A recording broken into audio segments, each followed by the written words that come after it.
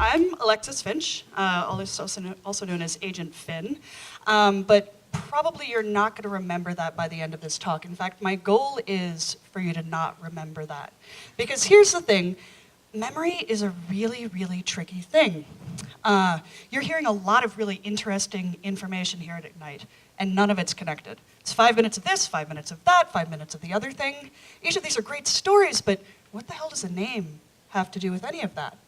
So your brain is really good at sorting out what's important versus what's not. This is actually one of the reasons that we sleep. Your brain goes like, keep this, toss that. Keep this, toss that. If you don't sleep, you can wind up with this really interesting thing called hyperthymastic syndrome, which means you remember everything. Really, we've evolved, though, to remember things that are dangerous, like shark-strapped elephants, because if you don't remember that and you go back to where the shark was, you will die, right? So then the other option is that you remember things that are pleasurable. So pleasure, i.e. eating, or also sex. If you remember about that, then you'll probably not starve, or you'll have children. And so then you pass on this gene of remembering to do things that are good. So now where the hell does my name fit in with all of that? First of all, I'm not threatening any of you, I promise. But I'm also not throwing food at you for you to eat, and I can't sleep with all of you tonight.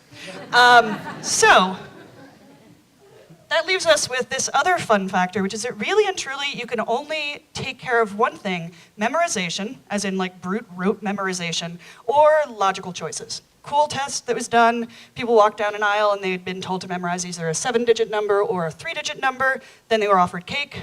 The ones with a 7-digit number said yes to cake. They were all on a diet regime. So now stepping back again, how does memory work? Well, in essence, we're actually all photographic memory people.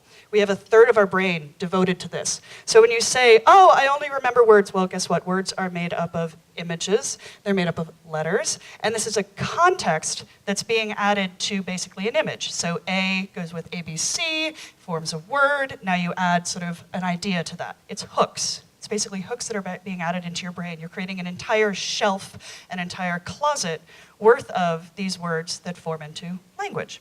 But unfortunately, that's kind of not enough, because still, does anyone get this? Finch? Speak of the Finch? Darwin? No? So there we go. Faulty context. That one didn't work. You're still not going to remember me. Because this is the thing. In order for me to make you remember my name, I have to give you the right hook to remember me by. I have to make sure that you're actually going to have something in your shelf that you can relate to. So this is what I do. This is a sketch note. And my goal is, this was listening to Marcy Capron, the CEO of Polymathic, and Harper Reid, the CTO of the Obama campaign, talk about tech trends. It was really complicated. And so I drew some pictures of it. And I drew some pictures that made it more relatable by using some fun little metaphors. And switching to the next note.